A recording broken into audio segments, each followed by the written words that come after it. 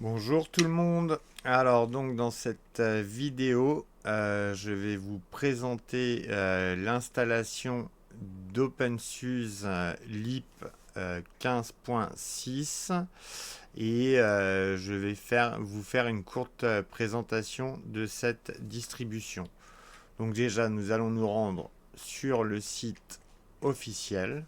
Donc c'est celui-ci.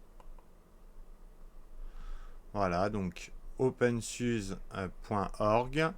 Et là, en fait, vous avez le choix entre deux versions. Tumbleweed ou Leap. Donc nous, en l'occurrence, on choisit Leap. C'est la version, en gros, stable d'OpenSUSE. Et en fait, cette version a l'avantage en fait d'avoir un système de base identique à SUSE Linux Enterprise et d'avoir des logiciels relativement récents car elle dispose de dépôts additionnels.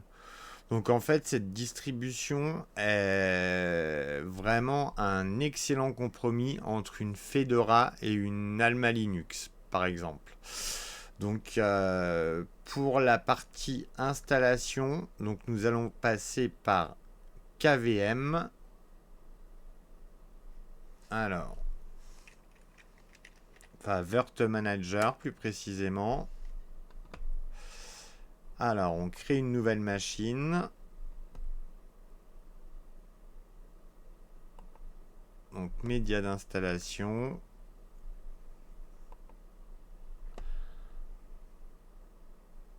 Alors, là, on va aller dans le dossier personnel.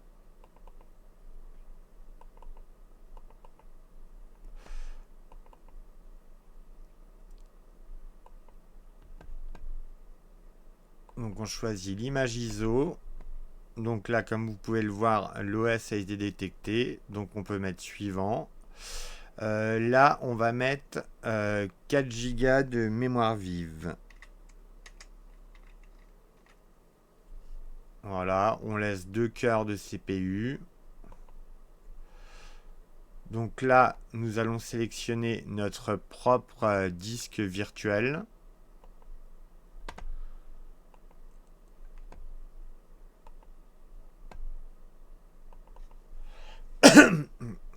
Donc qui est celui-ci. Voilà. Et là, nous allons donner un nom à notre machine virtuelle. Donc voilà. Donc on va vérifier que tout est bien personnalisé. Alors, option donc Virtuo, SATA, CD-ROM, ouais, c'est bon. Bam, bam, vidéo Virtuo, donc tout m'a l'air d'être bon. Donc nous allons pouvoir commencer l'installation.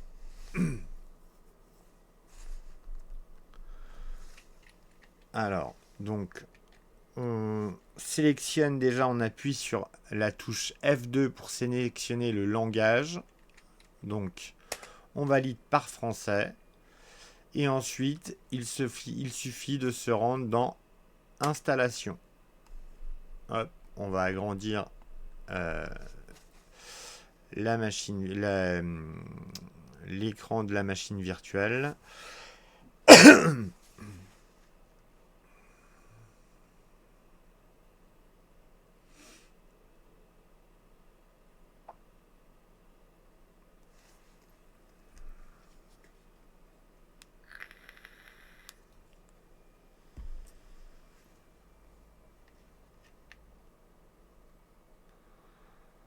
Donc alors là, ça détecte le matériel donc de l'hyperviseur. Donc ça met un petit peu de temps, hein, c'est normal.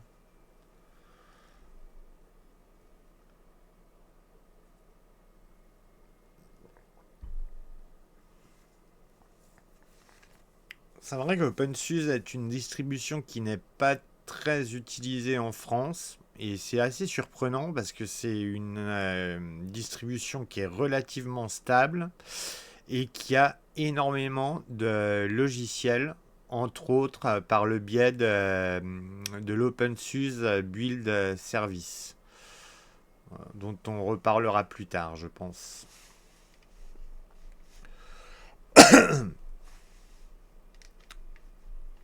Alors, donc nous voilà dans la partie installation. Donc là, on initialise la configuration du réseau.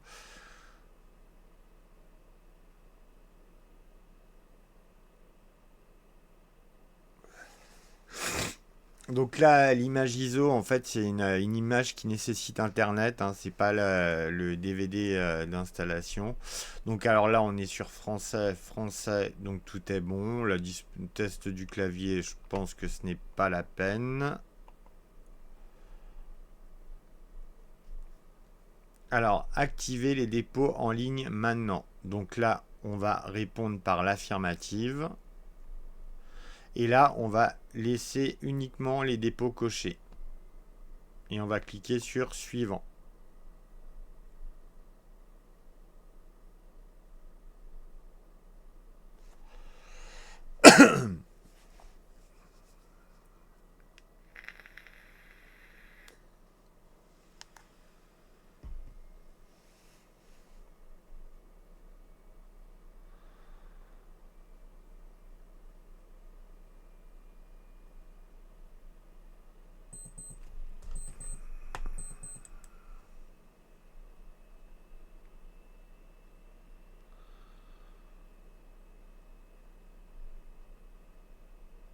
Alors, du coup, là, on a le choix entre différents environnements de bureau. Donc, KDE Plasma, GNOME, XFCE, ou alors un bureau générique. Donc, ça doit être un bureau avec un petit gestionnaire de fenêtres. Ou alors l'option serveur. Donc, étant donné que la distribution OpenSUSE est assez attachée au bureau KDE, on va installer le bureau KDE, mais le bureau GNOME est très très bien intégré. Donc voilà, donc on va cocher avec le bureau KDE Plasma. Donc suivant. Alors là, c'est pour le partitionnement donc du disque dur. Donc installation guidée, ouais, là ça sert à rien de faire, vu qu'on est sur une machine virtuelle, on va pas se prendre la tête.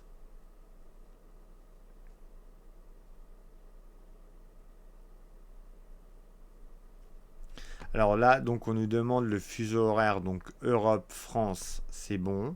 Donc on peut aller directement sur suivant. Donc là, on nous demande le nom complet de l'utilisateur.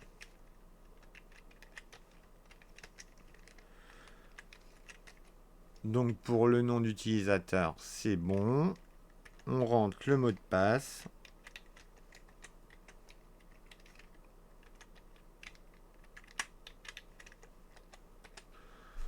Et voilà. Donc alors, login automatique, je décoche car j'ai envie d'entrer le mot de passe à chaque connexion en fait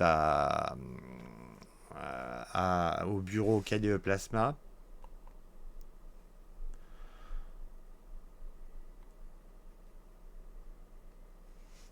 Donc là, là, ça nous met un bref résumé des paramètres d'installation. Donc voilà, je vous laisse regarder. Et là, on va pouvoir passer à l'installation directement. Et on confirme.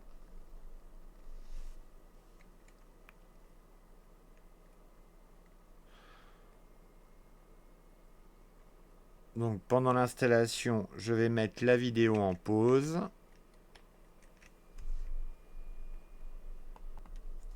Alors, donc ça y est, l'installation est terminée.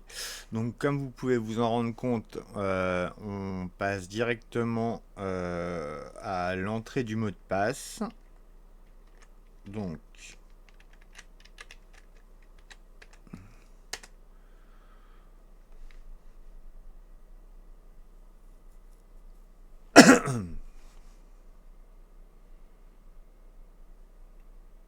Donc là, comme vous pouvez le voir, la résolution n'est pas très bonne, donc on va, dans un premier temps, on va arranger ça. Alors, hop. Donc, on va aller dans affichage et écran. On va mettre la résolution, cette résolution. Et là, c'est tout de suite mieux.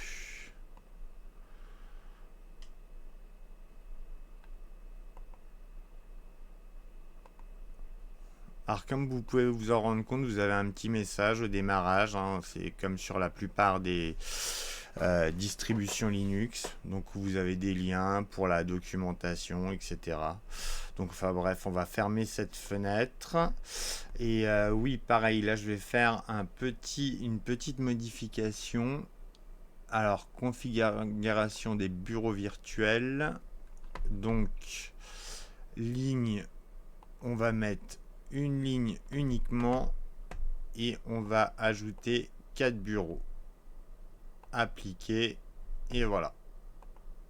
Perso, je préfère.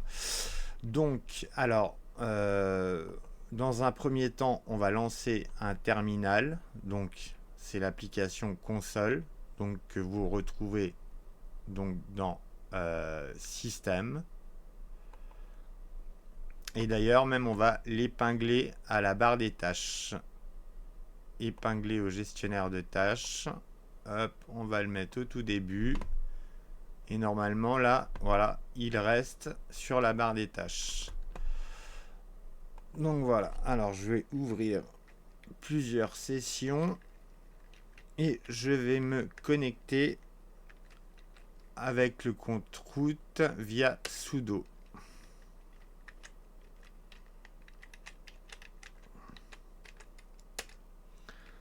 Alors on va faire un petit fdisk L. Et ouais, non, là on voit pas le. Voilà. Enfin, en fait, ouais, non, je voulais vous dire en gros que sous le système de fichiers, en fait, sous OpenSUSE, en fait, est ButterFS. Donc, c'est ni XFS comme l'on peut retrouver sur Fedora ou sur Alma Linux. Et ni ext4. Mais après, évidemment, si vous faites une configuration manuelle, un partitionnement manuel, vous aurez le choix du système de fichiers. Donc voilà. Donc alors, dans l'un des outils les plus importants en fait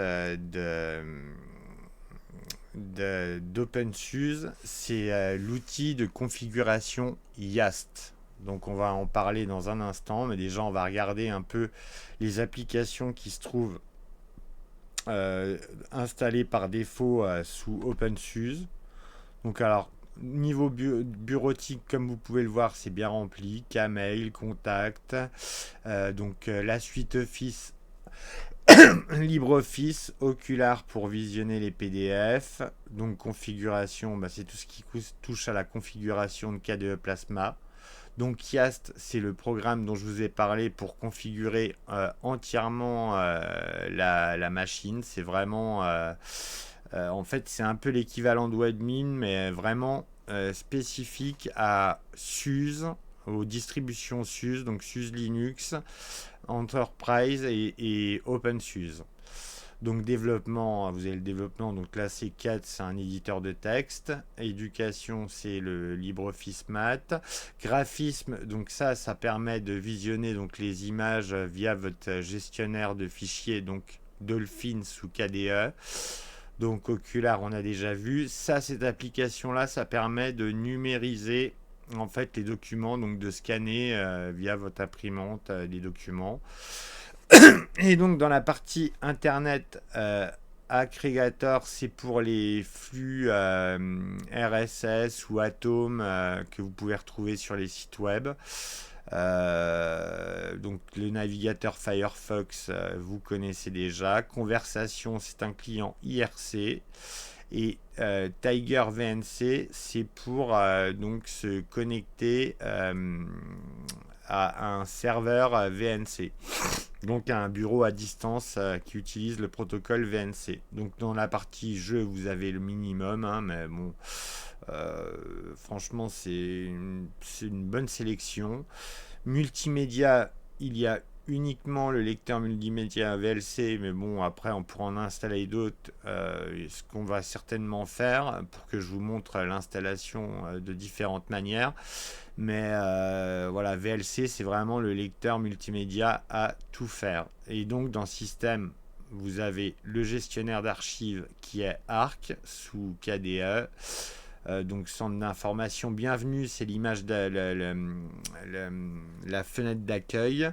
Discover, c'est la Logitech donc qui est sous toutes les distributions Linux qui utilisent KDE Plasma. Dolphin, donc le gestionnaire de fichiers. Donc ça c'est File Manager, c'est pour se mettre en mode super utilisateur. Donc console, c'est le terminal. Ça c'est l'équivalent, enfin c'est un gestionnaire de portefeuille en gros. Surveillance du système, c'est comme le moniteur système sous GNOME, ou c'est pour avoir l'état des processus, l'état du système, donc c'est-à-dire du processeur, de la mémoire vive, etc.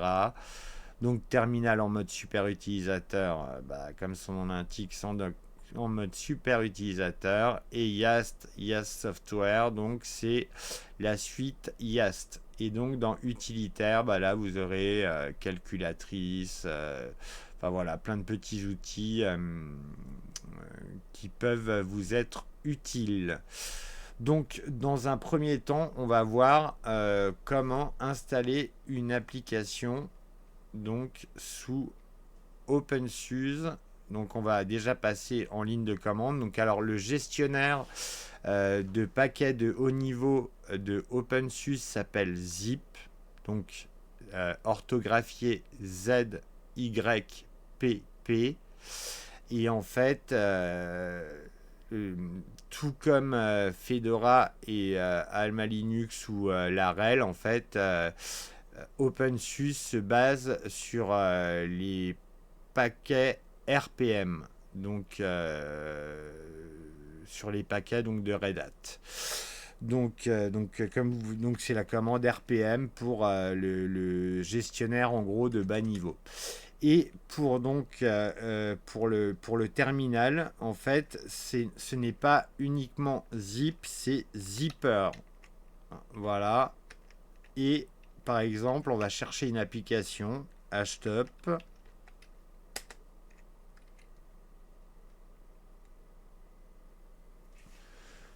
Et comme vous pouvez le voir, là, on voit l'application qui s'affiche. Donc voilà. Par exemple, on va installer.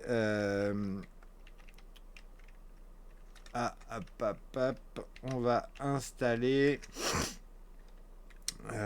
Qu'est-ce qu'on pourrait installer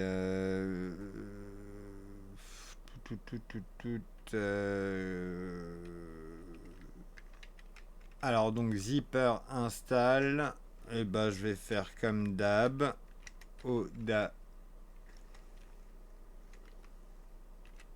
Audacious. Et on va mettre plugin, comme ça va tout installer.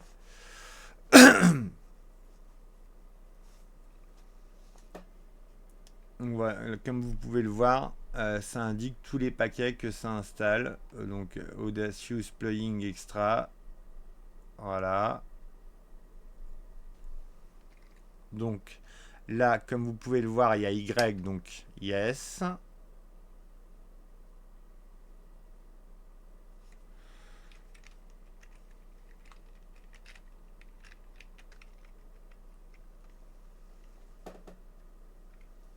Visiblement, ça n'a pas installé le paquet Audacious en lui-même. à installer juste les extensions.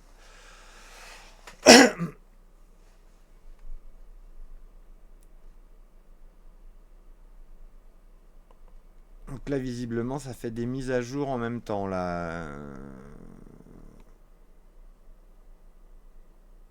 Après, ça devrait être beaucoup plus rapide.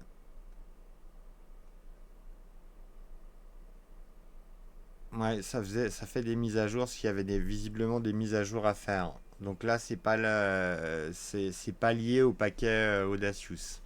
Donc là, normalement, dans multimédia, vous devriez avoir le lecteur donc Audacious, donc qui se trouve ici. Voilà.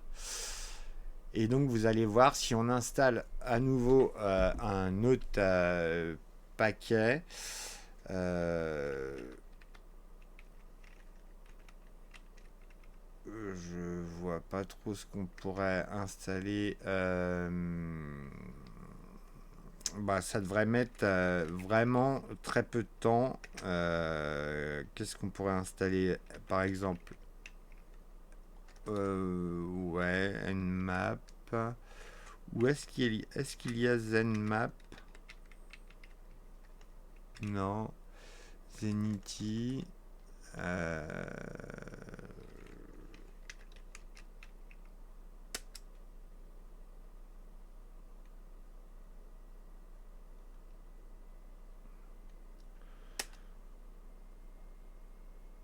Voilà, comme vous le voyez, c'est très rapide. Bon, après, en même temps, il n'y avait pas de dépendance. Mais après, sinon, il faudrait qu'on trouve juste un logiciel avec des dépendances. Comme je ne sais pas si Carbon est installé. On va regarder.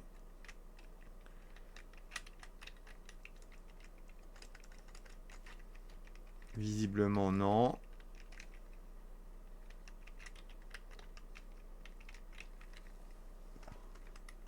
Ou Krita.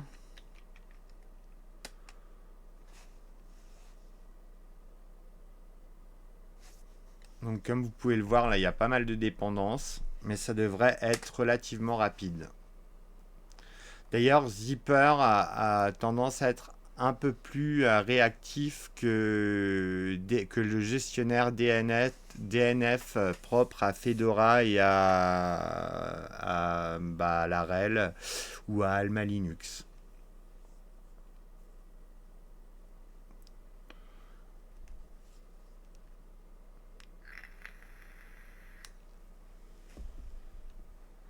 Donc voilà, donc maintenant si on va dans la partie graphisme, vous devriez avoir Krita. Voilà, comme vous pouvez le voir ici.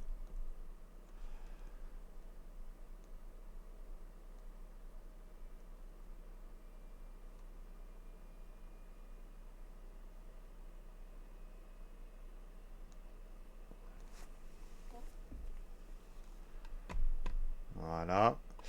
Et alors donc si vous voulez donc installer un paquet manuellement, alors il y a Discover donc qui est ici, qui est la Logitech et vous pouvez la retrouver normalement dans Système, Discover, Logitech.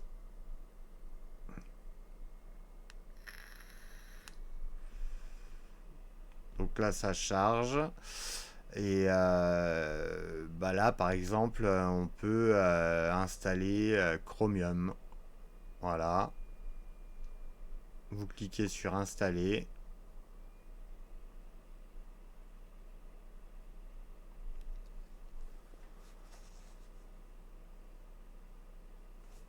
Alors, donc, on va rentrer le mot de passe.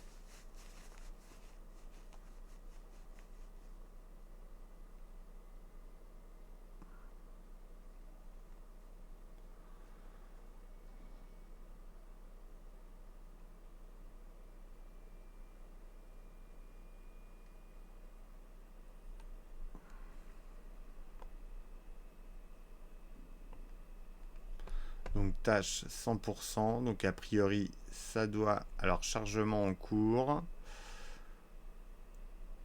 On attend encore un peu. Et là, c'est bon. Donc ils mettent lancer. Et là, donc on peut lancer directement l'application ici. Mais on va voir si ça s'est bien installé dans Internet. Et comme vous pouvez le voir, le navigateur web Chromium est installé sans souci. Donc voilà pour la partie installation. Mais en fait, on peut également installer des applications. Alors on va changer de bureau. On peut également installer, comme vous le voyez, j'ai changé de bureau. On peut installer en fait des logiciels via Yast.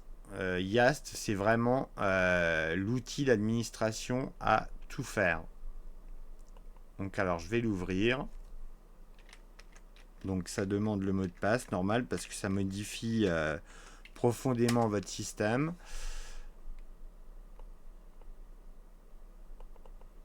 Alors comme vous pouvez le voir, sous Yast, il y a pas mal de... vous pouvez faire énormément de choses. Donc produits complémentaires, c'est pour installer des produits complémentaires. Vérification de support, c'est pour les CD, les DVD. Mise à jour en ligne, c'est pour faire des mises à jour des logiciels. Installer et supprimer des logiciels, c'est pour installer et supprimer des logiciels. Et là, c'est pour gérer les dépôts en fait de logiciels. Donc après, vous avez la partie, donc ça c'est la partie logicielle. Après, vous avez la partie matérielle, donc c'est la disposition du clavier du système. Donc là, vous pourrez changer le layout, enfin comme vous pourriez le faire au niveau du configurateur de KDE Plasma, sauf que Yast en fait s'occupe de tout ça et bien plus encore. Et là, donc là, c'est pour gérer les imprimantes, connecter une imprimante par exemple, scanner, pour gérer le son. Et après, vous avez donc la partie système, donc chargeur d'amorçage, donc c'est pour configurer le chargeur d'amorçage, dateur, la langue pour la langue, paramètres réseau, c'est tout ce qui touche aux cartes réseau, par exemple aux connexions VPN, etc. Éditeur sysconfig, c'est pour modifier les fichiers qui sont dans etc sysconfig, donc où vous retrouvez vos interfaces réseau. Donc gestionnaire de services, en fait ça permet de gérer tous les services qui sont liés à systemd. Donc comme SSHD, NTPD et de nombreux autres services.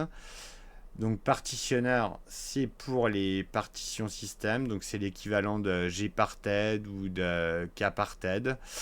Ou alors du gestionnaire de disques. Enfin, en gros, c'est pour créer des systèmes de fichiers, partitionner des disques durs, clés USB et les formater, partitionner.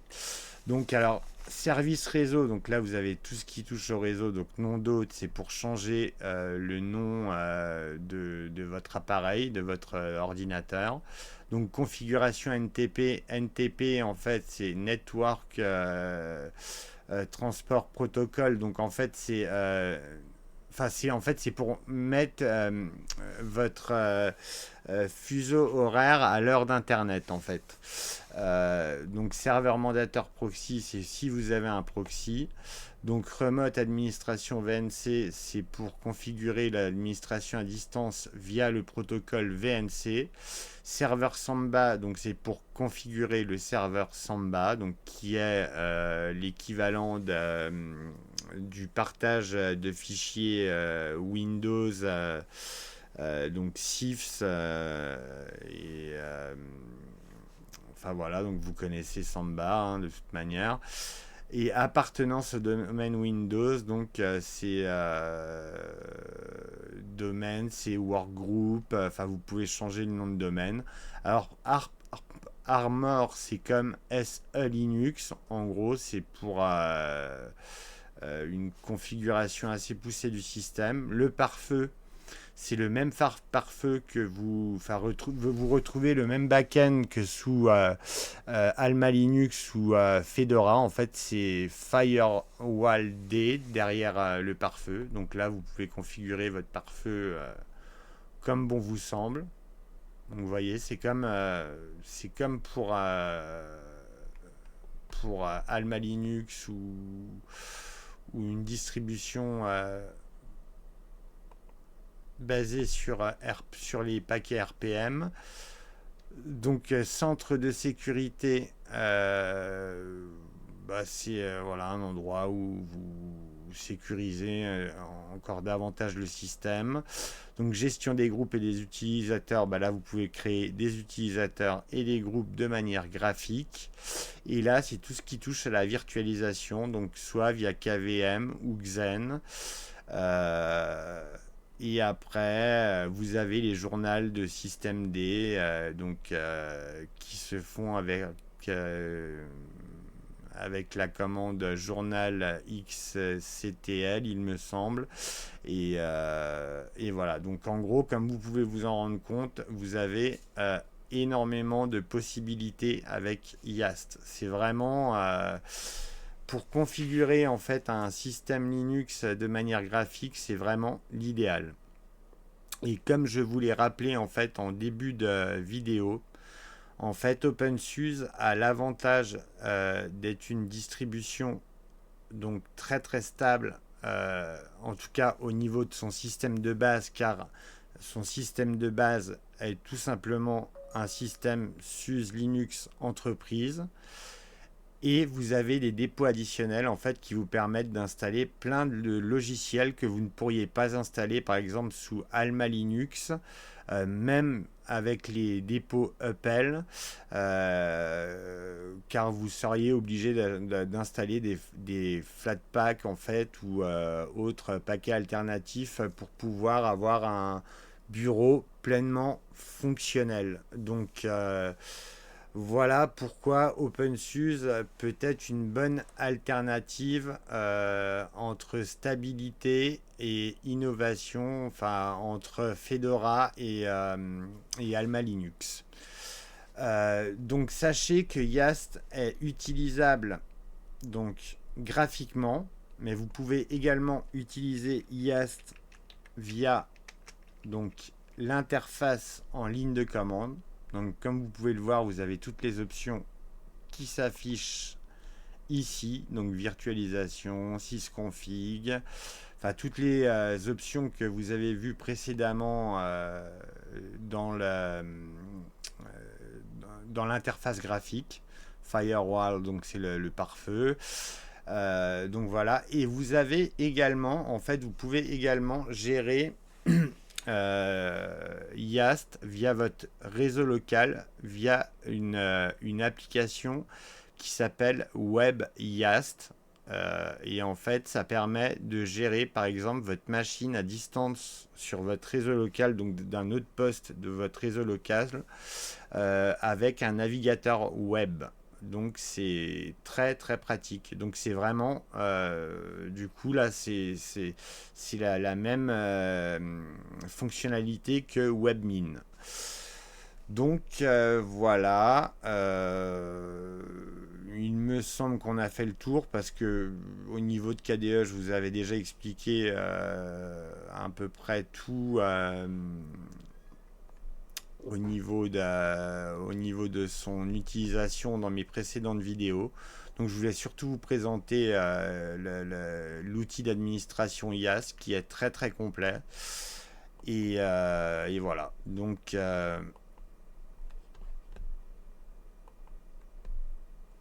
petite chose, je ne vous ai peut-être pas montré comment supprimer un logiciel en ligne de commande. Donc il vous suffit de taper remove. Donc par exemple, on va supprimer notre paquet Audacious.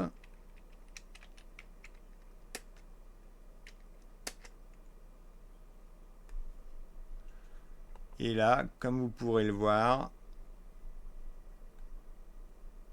dans Multimédia, il n'y a plus de paquet Audacious. Donc, on va éteindre la machine virtuelle. Donc alors, on aurait pu l'éteindre en passant par ici et cliquer par éteindre, mais on annule. On va le faire en ligne de commande. Donc shutdown h now.